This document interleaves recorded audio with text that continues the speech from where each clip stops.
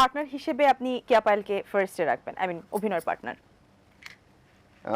না, প্রথমেই রাখবো এরকম ভাবে আমি বলতে চাই না, কারণ আমি অভিনয় করে স্বাচ্ছন্দ্য বোধ করি আরো অনেকের সাথে, আচ্ছা। এবং এক একজন এক এক দিক থেকে আসলে আলাদা।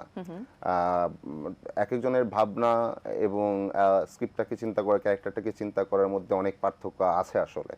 সো আমি প্রত্যেকটাকেই এই রেসপেক্ট করি এবং প্রত্যেকটাকে আমি সমর্থন করি যে ওকে নাইস। হ্যাঁ, তো এক একজন তার নিজ নিজ স্বকীয়তার কারণে একটু আলাদা আসলে।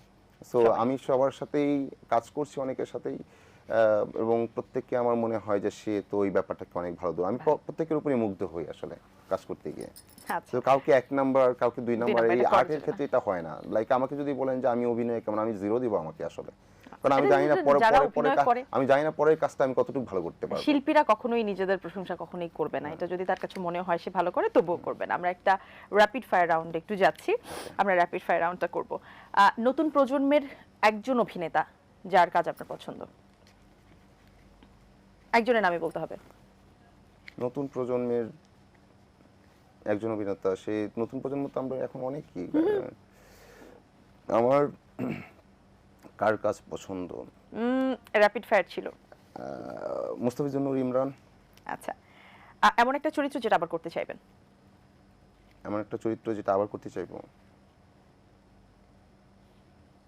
জীবনানন্দ দাশ। আচ্ছা। একজন অভিনেত্রী যার অভিনয় আপনার ভালো লাগে এই প্রজন্মের? এই প্রজন্মের অভিনেত্রী যার অভিনয় ভালো লাগে, সাদিয়া ইমান। কে পাইলের নাম আসেনি। আচ্ছা। তো না, অন্য কারো অনেকের চরিত্র? অভিনয়, আপনি তো একজনের নাম বলতে পারছেন, আমি তো 10 জনের নাম বলতে চাই। আচ্ছা। তো যদি সুযোগ হয়, মানে অথবা যদি আপনাকে বলা হয় একজন অভিনেতার ক্যারেক্টারে তোমাকে ঢুকতে হবে অথবা রোল রোল রিভার্স হবে, কাকে বেছে নেবেন? সরি, একবার। কোনো একজন অভিনেতা যদি আপনাকে বলা হয় যে তোমাকে খায়রুল বাশার না হয়ে এই অভিনেতাকে হতে হবে, তখন কার ক্যারেক্টারটা আপনি নিতে চাইবেন? হুমায়ুন ফরিদি। আচ্ছা। নিজের একটা অভ্যাস, আমরা যদিও ধরে নিচ্ছি আপনি বেশ লক্ষ্মী ছেলে, বাট নিজের একটা অভ্যাস যেটা আপনি বদলাতে চান? না, যেভাবে আছি ভালো, ঠিকঠাক। আমি কোনো বেশ অলস, আমি একটু কাজ শেষে আমার মনে হয় এটাও দরকার আমার জন্য। না, শিল্পীরা তো এমনই হয়, যেটা বলছিলেন যে এটা ভাত আমার না খেয়ে দরকার। ঢ্যাঁড়স খেয়ে থাকবো কিন্তু কবিতা লিখতে হবে। আচ্ছা। ওটিটি, নাটক না সিনেমা?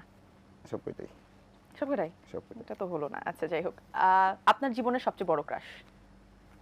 আমার জীবনের সবচেয়ে বড় ক্রাশ,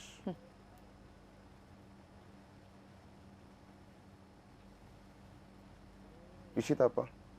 আচ্ছা। ধন্যবাদ আপনাকে। খুব চিন্তা ভাবনা করে আপনি উত্তর দিয়েছেন। সব না, মানে আমি ক্রাশ অভিনেতারা খুঁজে পাই না। টেকনিক্যাল হয়ে যায়, আমি বুঝতে পেরেছি, ক্রাশ বুঝতে খুঁজে পেরেছি। পাই না। আমি তো আচ্ছা। ক্রাশ টাশ ভাবে ওইভাবে চিন্তা করে না, ওর তো একটু তাই আর কি। আচ্ছা। তবে ঈশিতা আপাকে আমার ভীষণ ভালো লাগতো, ওনার অভিনয়, ওনার তিনি আমাদের পার্সোনালিটি, সকলেরই এখনো অত্যন্ত ভালো প্রিয়। লাগে ভীষণ। অবশ্যই, একদম এবং দিবা অপি টাইপ। করিম আপাকে ভীষণ ভালো লাগে। তারপর